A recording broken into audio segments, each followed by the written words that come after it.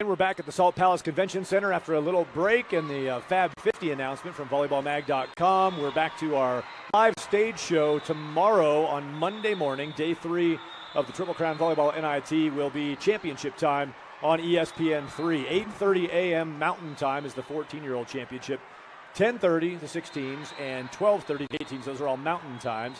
So early in Pacific time, 7:30 a.m. Pacific is when we'll start that off. Tomorrow morning, day 3 of the Triple Crown Volleyball NIT. We have no idea who will be in those championship matches yet. I'm Thad Anderson. We do know who will be sitting next to me when we talk about those matches. It's Angela Knopf. Angela, hi.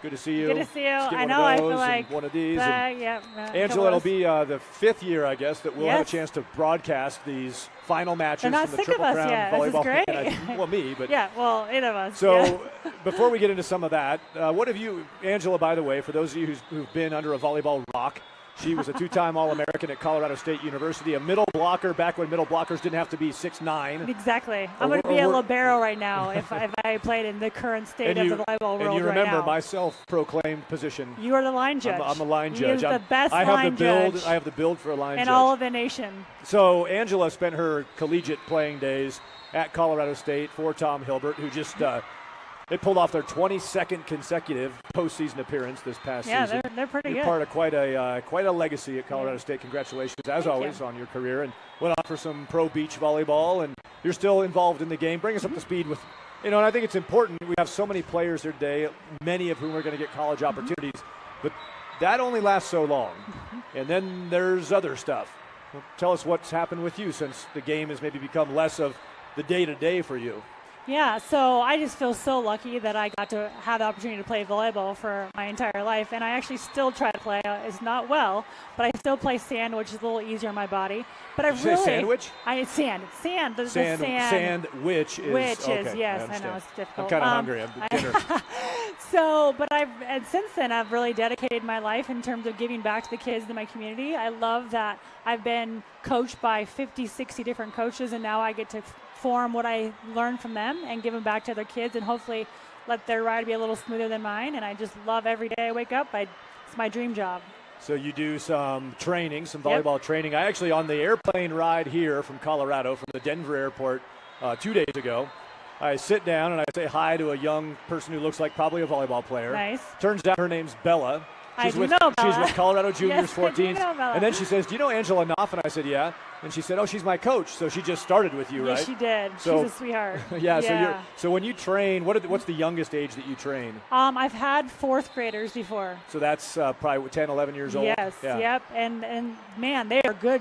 They are like really, really good at that young age. I don't know how they got so good so fast, but I can't imagine their future. Up to you train through high school into college? Yeah, I have a lot of kids that train with me in high school that go to college and they come back in the summer and train with me. So I love the fact that they kind of get to stay a part of their life as long as they're in the sport. What would you consider your training strong suit to be? I mean, if I'm going to go to the guru of something, you're the Yoda? Of what? Except I can't speak backwards. I don't know. I love the mental aspect of it. I love the complete player, be a good teammate, learn how to communicate to your coaches, to your team, work hard, understand the game. And I think those that can understand the game will improve themselves because they understand their process. So I love enforcing their own right and their own path for themselves. You also, your other element of, I guess, how you feed yourself, probably if nothing else, is called high five tutoring, right? Yes, well done. And your jersey number was 5. It was 5, yep. And so the high five, you do mainly math, pretty much math tutoring because you're a genius. No, please don't put that.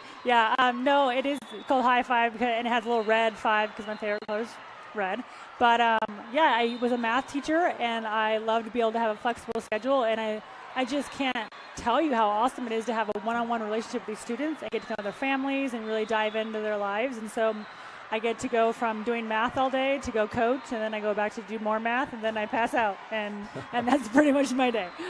Is it a problem that for me, when you just talked about your day, to me, my favorite part of the day would be the passing out part. The passing out part, That'd be the highlight where I could just lay down. Well, I'm still trying to get your son to maybe come work for me one day, so I'm still going to put that on the record that I would like him to come work for me. Our son, who's a senior, you've been very kind in keeping track of him, and I think I told you he did get accepted to CU's aerospace engineering program. That's amazing. So that's well done, pretty cool. Pops. Yeah, what is he mine? I'm not. I know what's going on there. So Wife's pretty great too. We're at the Triple Crown Volleyball NIT, and we've got 212 teams here this year. The very first year that we brought the broadcast together in Richmond, Virginia, it was basically 4 teams featured, and then a couple other teams there, but it was sort of not even double digits. 37 teams the next year, and here in Salt Lake City now grown to 212. 400 college coaches roaming the floor.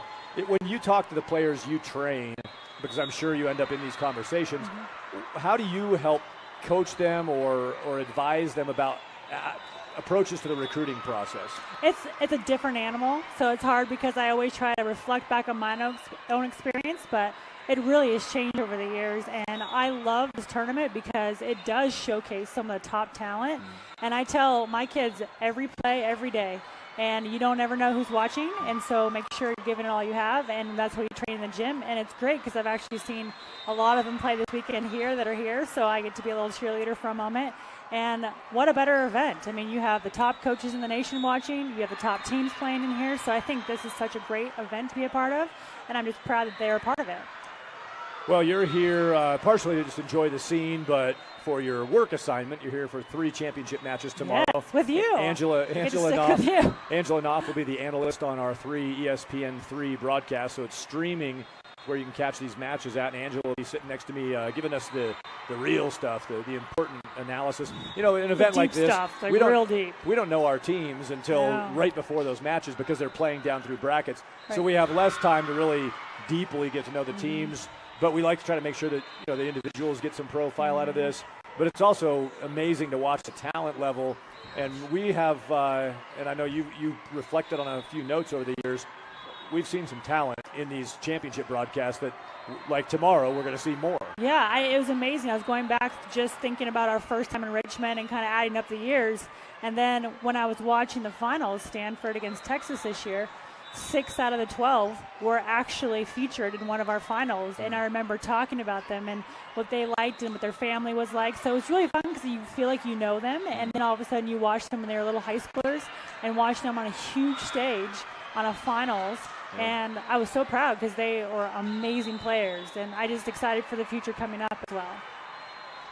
It was here in this facility in the Salt Palace Convention Center, and it was right over there on the championship court. Tomorrow's championship. I can't part this this curtain here, but right behind us, right behind us is the championship court, the ESPN 3 court that will be on tomorrow morning. So if you do see balls, if you see this thing flying into Angela's face, it's because there's action right behind us. Right over there, a couple years ago, I remember a signature performance on one of our broadcasts. Kat McCoy as a libero, and the work she did on the floor. The beauty of it, these courts get brought in here, built, and then at the end they have to be torn down and shipped away. She cleaned the entire floor that day by diving everywhere. Her jersey took every bit of dirt off of it. Kat McCoy, among a number of young players who've been showcased here, is so memorable in one of our broadcasts. Well, I remember Kat because it'd be like the team would be celebrating, like they thought the point was over, and it wasn't because they would just she'd slide under and save it. And then even a couple years ago, we had Catherine Plummer. She's now at Stanford, was freshman of the year. She was on. We saw her as a little 14-year-old for the first time. She was 6'5" then. So watching her win a national championship is just so fun to watch them evolve and become these great women. Yeah. And you, I know you had one round already. We'll do some more tonight. As these teams work their way, win matches to get themselves in position for that championship match to be featured on ESPN 3. We get with them and gather some information, biography sheets, we call them bio sheets. And so the players come, we spend a little time with them. That's, for me, a lot of times that's the most fun part of it, is when we're hanging out in the back corner and they're all giggling and laughing and writing down. Now, tonight it's going to be kind of late. I'm sure the coaches are going to be like, fill it out and we're out of here because we got to get up in the morning and try to win a championship. But you had one round already with the 18-year-olds. There are 4 teams down to the semifinals now.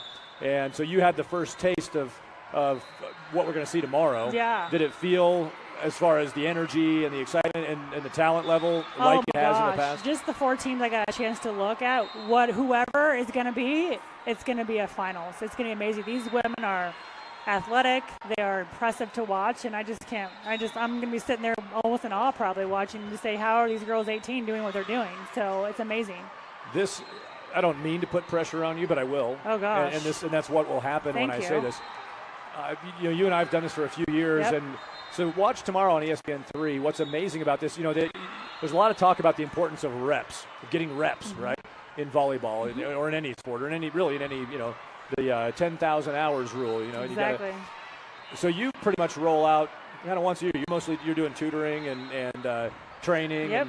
And from a broadcast perspective, passing out. Passing out frequently. From a broadcast perspective, we just kind of, I pulled you into this a few years ago. Thank you. I will tell you, very you much. do a I love fantastic it. job. Well, we're counting on that tomorrow. I'm no improving excuses. my performance from last year, which I did spill a smoothie over all of the equipment. Yeah, but that was a ball that flew in, right? Yeah, a girl, and I think she got the ball, but then she knocked my smoothie over everyone. So I've learned my lesson, and so I'm hoping to improve this year. Yeah, we've got a few more tricks up our sleeves for tomorrow, try to throw you off your game. Sure. But that's an important part of what you train. What you train young people to do is deal with the unexpected and keep going. And I thought you looked fantastic in your smoothie splattered shirt. I like red, so the pink color actually kind of helped my outfit. Somehow you maintain your pride. You look like you didn't care, although you did. So when we go tomorrow, we're going to see 14-year-olds, 16-year-olds, and 18-year-olds. That evolution, just that maturation process from 14 to 18 in volleyball, what are the differences or what are the key growth moments you see as a young player moves through their high school career? I think the most distinct skill is what's called ball control, how they pass the ball, the location of their hits, location of their sets is just pinpoint accuracy at the 18 level. 14s are successful, but they're not as accurate. And so I think the biggest difference is you'll see a lot more errors at the younger level, a lot less errors, and it's going to be a way more physical game at the 18s level. It's all about who's got more power, who's got more shots. And so you see the difference between the 14s gradually get to the 18s, and then by the 18s, you're like, these girls are in high school. They're amazing. When you, for players who are, they're going to embark on, a lot of these players will embark on college careers in the next year to 3 years, 4 years, whatever it might be. When you reflect on your college volleyball experience now, in hindsight, what are the couple of things that are most important to you about that whole experience? Yeah, I mean, I look back on my college years and obviously want to go back to those years. It's some of the best years of my life, and it's really the people. And you go for an education and you go for volleyball, but you learn so much more and about the relationships that you form. Like my best friends to this day are still girls that I played with, and I'm so grateful for that. So my advice always is to go to a school you believe in and be around the people you want to be around, because that's really the important stuff that's long lasting for each individual. Yeah, that's good advice, and I would heed that. I would listen to what she's talking about. When you make those decisions, there's so many factors that tug at you, and in the end, you got to go to your heart. Yep. And really decide, okay, what you don't want to be selfish, but I mean, you do have to evaluate, well, who am I, and what do I not need, but what's my situation? What's the best situation? And who I want to become. Who do you want to become? Where do you want to go? What's your goals? And just realize that college is such a short part of your life. It's going to prepare you for the rest of your life. Yeah. And so it's really important to find a good fit. Well, and you came out of Oregon. I did. Came to Fort Collins, Colorado, and you're still there. And you're still sun there. Existed. I didn't realize that actually the sun was out more than 3 days a year. I know. I was a little shocked. So you haven't left? I haven't left. Yeah. I know. They sucked me in, and then I couldn't get back. Even though my mom is still wanting me to come back home, I'm just like, oh, I love it in Colorado. Yeah. Yeah. Well, the ESPN shirt looks good on you. You'll have that on tomorrow morning. 8:30 a.m. Mountain Time is when you can rejoin with Angela Knopf. 8:30, 10:30, 12:30 championship matches. We've got bio sheets to do tonight. Lots of players to meet. A lot tomorrow. more watching. Triple header of championship action and another fun year. We're looking forward to another great round of competition tomorrow to crown champions at the Triple Crown Volleyball NIT. Angela, get a little dinner and then get ready to meet some players. Thank you for the time. Absolutely. My pleasure. That's Angela Knopf.